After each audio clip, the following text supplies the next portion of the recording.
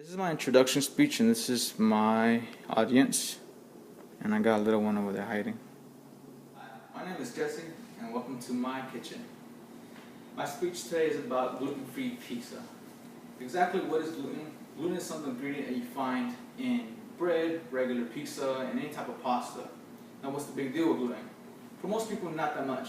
But people that have celiac disease, it's very important to watch out for gluten. The reason why is because the consumption of celiac disease will destroy organs over time, which means stopping the nutrition getting into your body, which means losing weight, getting dizzy, and stuff like that throughout the years. Now, a lot of people don't find out they have celiac disease till later on in life, because when they go to the doctor to find out the symptoms are kind of almost related to other diseases that doctors will prescribe medicine for that first.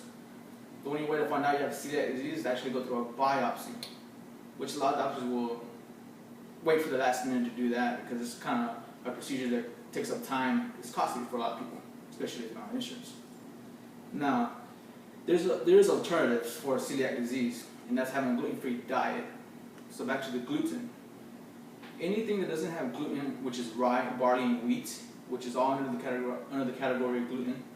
Like my gluten-free pizza here is made out of rice, which they substitute the gluten with rice.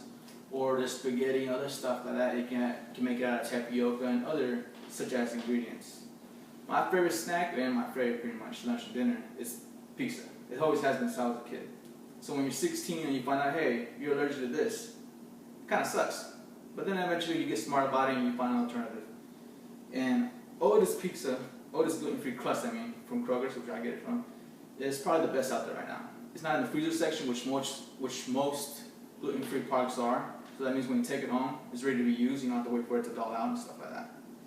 Now, what's cool about gluten-free pizza is it's actually healthier for you. Since it's made out of rice, you get good hard carbs in there, and it's not as fattening as regular bread. Now, I'm going to jump into how to show you how to make one.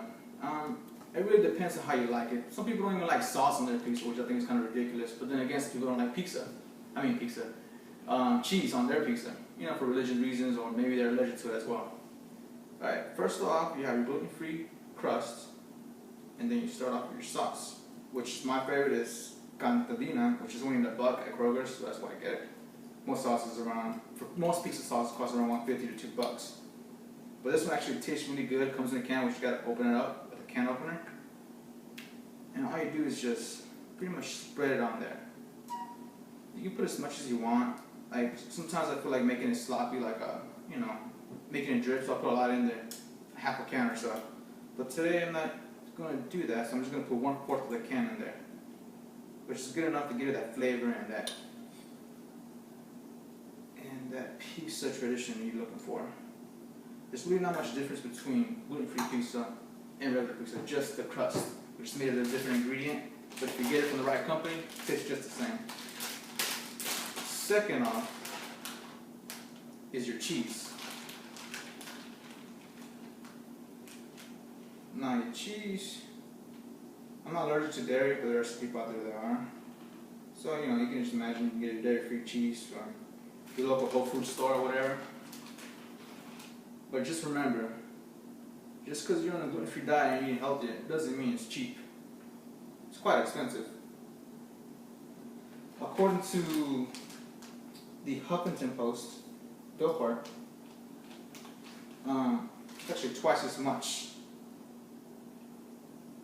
to make a pizza than a regular pizza.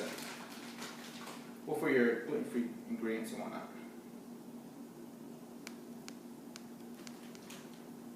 Then you start off with your mushrooms.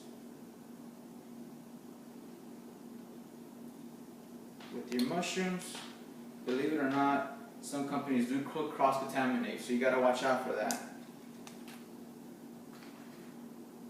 As in, when they're processing their mushrooms or whatever, they get all their stuff in one facility, which can process through weed and stuff like that. So you gotta watch out. I just go for organic stuff. That's just my personal thing, because I know for sure it's gluten-free and it doesn't cross-contaminate or anything like that. And then another good product that's gluten-free most of the time is Hormel. Hormel pepperoni, Hormel sausages, whatever. Anything Hormel is pretty much gluten-free. Pizza's done, this is how it should look like. You know, just like a regular old pizza. Except this one, probably better. Anyways, I have a source here for you. It's called Minimalist Baker. And on this source, you can go in there and you can find out, you know, what ingredients you can use best for gluten-free pizza and whatnot. You know, the ingredients I showed you and the process that I showed you how to do it, it's just as good. Anyways, Minimalist is spelled Minimalist and then Baker. Another one that I want to source is Lapid from 2009. She was talking about how making your own pizza at home is just as better, just as good as actually going to a restaurant. This thing, like, let's go back to the cross-contamination. If you go to a restaurant, you still have that chance, even though it's gluten-free, of touching other food, and as the cooker makes the food, you might not change the gloves or whatever. So homemade pizza, better if you're celiac disease, because it's guaranteed that's gluten-free. But if you're just doing it for the diet, I guess anything gluten-free will do just for you, huh? Anyways, this is my speech, and thank you for watching.